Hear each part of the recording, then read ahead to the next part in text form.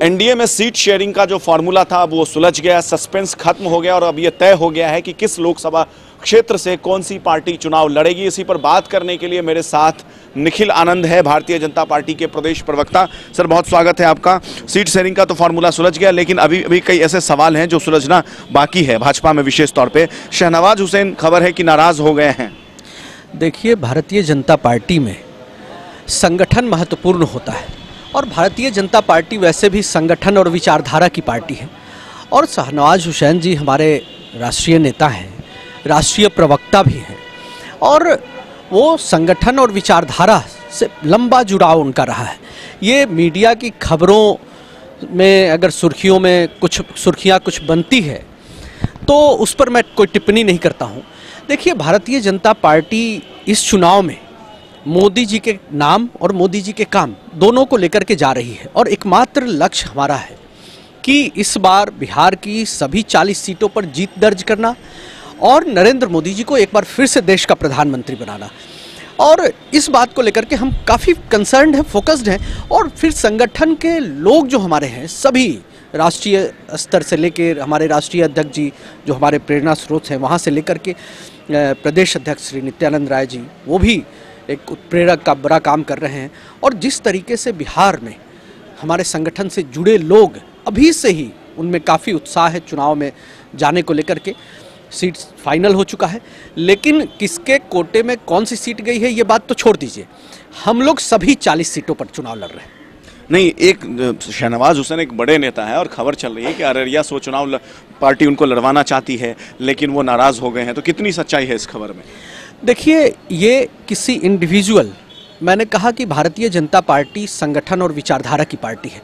एक collective sense और ethos यहाँ पे काम करता है और इस कलेक्टिव साइकोलॉजी के साथ हम चुनावी मैदान में उतरते हैं, राजनीति करते हैं और यहाँ पर कोई भी कुछ भी हमारा इंडिविजुअल नहीं है। जो कुछ भी है इस राष्ट्र का है और राष्ट्र के प्रति समर्पण भावना से हम राजनीति में आए हैं और पार्टी सेकंड है। सेल्फ का तो सवाल ही नहीं उठता है। वो तो पार्टी जो भी भूमिका तय करेगी वो निर्वहन करने के लिए हम सभी तैयार हैं। एक अंदर से अपने इनर कॉन्साइंस से ये हमने कमिटमेंट किया हुआ है, बाध्यता है। इस तरह से कोई भी भारतीय जनता पार्टी का कमिटेड वर्कर, कभी भी हम सभी एक वर्कर हैं और भारतीय जनता पार्टी एक ऐसी पार्टी है जिसमें कोई फर्ज का आदमी, जमीनी स्तर पर धरातल पर संघर्ष करने वाला आदमी भी देश का प्रधानमंत्री, राष्ट्रपति और भारतीय जनता पार्टी का राष्ट्रीय अध्यक्ष भी बन सकता है। ये बात भी तय है।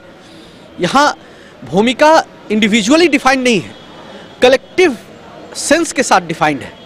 सर देखिए, एक और सवाल है कि अभी मीडिया में खबर चल रही थी कि मुख्यमंत्री नीतीश कुमार 200 से 225 रैलियां, जनसभाओं को संबोधित करेंगे पूरे प्रदेश भर में। क्या भारतीय जनता पार्टी के जो प्रत्याशी हैं या भाजपा नीतीश कुमार का जो सुशासन की छवि है उसका इस्तेमाल करेगी बिहार में वोट मांगने के लिए?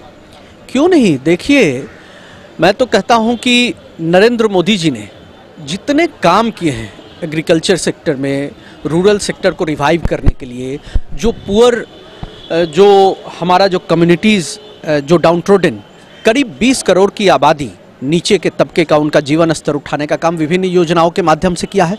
वो बहुत ही, देखिए, अगर अभी विपक्ष की स्थिति ये है कि वो सीधे सीधे नरेंद्र मोदी जी को अटैक कर रही है, एक फियर साइकोसिस की स्थिति दिख रही है। अगर वो वैल्यू जजमेंट करें तो वो भी इंडिविजुअली स्वीकार करते हैं व्यक्तिगत तौर पर कि नरेंद्र मोदी जी ने बड़ा काम किया है। नीतीश कुमार जी ने 15 सालों में भी बड़ा काम किया है। जो हमारा जो सोशल जस्टिस है, जो लालू प्रसाद जी जिसको इको करते थे, एक भया दोहन करके साइकोलॉजिकल वोट बैंक की पॉलिटिक्स करते थे, जो दलित ओबीसी की पॉलिटिक्स, उसको नीतीश कुमार जी ने रीडिफाइन करके उनको रिप्रेजेंटेशन देने का काम किया है। जिस तरीके से 20% अति पिछड़ा समाज के लोगों को पंचायती व्यवस्था में भागीदारी दी गई है, 50% महिलाओं को भागीदारी दी गई है 3 टियर पंचायती सिस्टम में, 35% महिलाओं को नौकरियों में आरक्षण मिला है। और इसके अलावा नरेंद्र मोदी जी ने हाल में ओबीसी कमीशन को कॉन्स्टिट्यूशनल स्टेटस दिया, SC/ST एट्रोसिटी एक्ट को रिवाइव किया, 13 पॉइंट रोस्टर पे हमारी कैबिनेट ने अध्यादेश लाने का काम किया और ये कई सारे बड़े काम हुए हैं जो अपर कम्युनिटीज़ के अपर क्लास कम्युनिटीज़ के जो पुअर्स थे उनके लिए 10% आरक्षण। काम किसके लिए नहीं हुआ है, दिल से सोचिए। और सबसे बड़ा काम तो देश के लिए हुआ है। राष्ट्र रहेगा तभी तो हमारा वजूद रहेगा।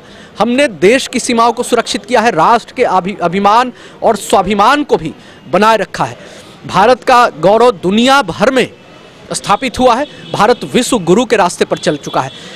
बड़े काम हुए हैं और कई ऐसे काम हैं जो उसकी कड़ी में, जो काम जितने हुए हैं उसकी कड़ी में कुछ और काम आगे होना बाकी है, जो इस टेन्योर में नरेंद्र मोदी जी 2019 में 23 मई को ये साबित हो जाएगा कि नरेंद्र मोदी जी ओथ लेने वाले हैं। किस दिन वो तारीख तय होगी, आप सभी आमंत्रित रहेंगे और देखिएगा कि अगले 5 सालों में कितना बड़ा इतिहास भारतीय जनता पार्टी और एनडीए की सरकार रचेगी। एक आखिरी सवाल है, पवन खेरा कांग्रेस के प्रवक्ता है, उन्होंने बहुत ही गंभीर और आपत्तिजनक टिप्पणी की है प्रधानमंत्री मोदी के खिलाफ। उन्होंने कहा हाफिज सईद से तुलना कर दिया, कहा कि उनके नाम की जो परिभाषा है वो हाफिज सईद की तरह है, मतलब ऐसा उन्होंने एक टिप्पणी किया है। एक्चुअली आप देखेंगे कि नरेंद्र मोदी जी गवर्नमेंट, जो हमारे केंद्र की सरकार है, वो सीधे सीधे तौर पर हमारा एक रिजोल्यूशन है कि हम मिलिटेंट्स को, टेररिज्म को कभी स्वीकार नहीं करेंगे।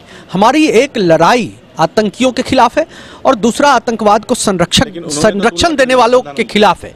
और हम जो ये सारा मूवमेंट, जो एंटी टेररिस्ट मूवमेंट है हमारा जो रिजोल्यूशन है, इससे सबसे ज़्यादा आहत कौन दिख रहा है? कांग्रेस पार्टी दिख रही है।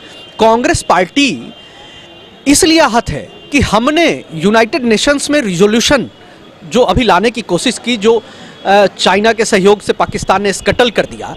तो देखिए, चीन को जितनी छटपटाहट है उतनी कांग्रेस पार्टी को। ये बहदवास होकर नरेंद्र मोदी जी पर इंडिविजुअल स्लांट पुट कर रहे हैं। ये बहुत ही शर्मनाक बात है। और कांग्रेस पार्टी को 50 सालों के भ्रष्टाचार का, वो मुंद्रा जीप घोटाला वहाँ से शुरू करे तो फहरिस्त है, पूरी किताब लिखी जा सकती है। जो बड़े बड़े ग्रंथ हैं हमारे महाभारत के ग्रंथ, वो भी उससे भी बड़ा ग्रंथ हो जाएगा। कांग्रेस पार्टी ने इतने भ्रष्टाचार किए हैं। कांग्रेस पार्टी इस देश की hardcore anti social justice party है।